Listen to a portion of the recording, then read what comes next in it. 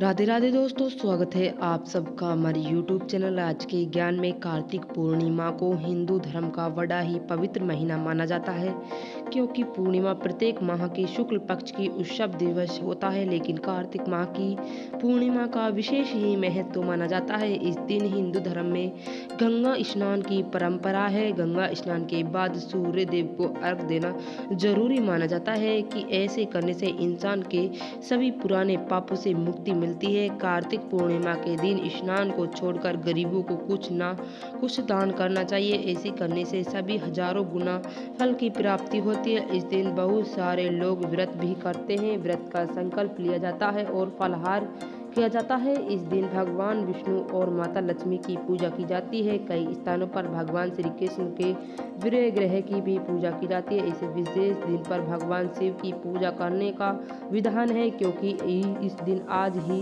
तारकासुर नामक राक्षस का वध किया था। इस दिन घाट मेवा का प्रयोग करना बहुत अच्छा होता है। फलाहार में सड़हल और अन्य नाद लोग उपाधि करनी चाहिए। कई घरों में इस दिन आटे और माटी का बनाकर प्रसाद चढ़ाया जाता है। चावल मक्खन की खीर का प्रसाद चढ़ाया जाता है। कई घरों में लहसुन प्याज का सामान्य भोजन भी बनाया जाता है। कार्तिक महीने में उड़द, मूंग, मसूर, चना, मटर, राई खाने में सिखाए जाते हैं। कार्तिक माह के पवित्र महीने में मांसाहार का सेवन नहीं करना चाहिए। कहा जाता है कि कार्तिक माह में भगवान विष्णु पानी में रहते हैं। कार्तिक पूर्णिमा की व्रत कथा जरूर सुने।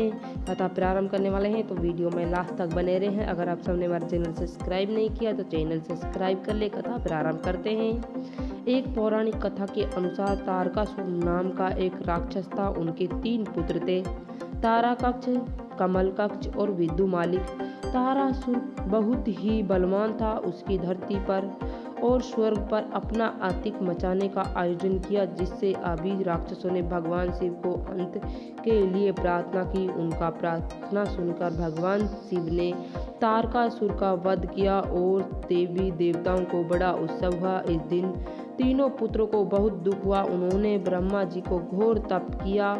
बादल अपनी तपस्या की आराधना भगवान ने त्रिमूर्ति से वैशाली को कहा। त्रिनेत्र ने ब्रह्मा जी ने अपना अमर होने का गौरवान किया। ब्रह्मा जी ने अमृत के अलावा किसी दूसरे वैशाली को कहा। इसके बाद उसके त्रिनेत्र ना तो बहुत देर तक विचार किए। ब्रह्मा जी ने फिर कहा, आप तीनों अलग अलग नगरों का निर्माण करो, जिसे पूरी पृथ्वी आकाश से घूमने वाली मित्र शामिल होंगे। 1000 साल बाद जब वे मिले तो हम तीनों नगरों में एक हो गए। जो देवता त्रिनगरी को एक ही बाण से नष्ट करने की क्षमता रखते थे, वे हमारी मृत्यु का कारण बना। उनका ये देख ए भव्य कार्य उन ब्रह्मा जी के निर्देश अनुसार भगवान मायादान के तीनों नगरों की स्थापना के लिए आशीर्वाद दिया। तारका कक्ष के लिए सोने का, कमल के लिए चांदी का और वेदुन को लिए आयन की नगरी बनाई। तीनों ने अपने अधिकार जमा लिए। इंद्र देवता ने त्रिलोक राक्षसों को अत्यंत पवित्र हो गया और भगवान शंकर की शरण में चले गए। इंद्र की बात सुनकर भगवान शिव ने दोनों दानवों को नाश करने के लिए एक दिव्य रथ का निर्माण किया। इस दिव्य निर्माण को हर एक चीज देवता से बनाई गई थी। चंद्रमा, सूर्य और उससे पहले इंद्र, वरुण, यम और कुबेर रथ का चारों घोड़ा हिमालय धनुधार बन गए। शेषनाग प्रचंड भूखाल भगवान शिव के स्वर्ण वर्ण और भगवान के नौका अग्निदेव स्वयं बने। इस दिव्य रथ पर भगवान शिव स्वयं सवार हुए थे। देवताओं के इस रथ पर त्रिशूल मौजूद के बीच भयंकर युद्ध हुआ।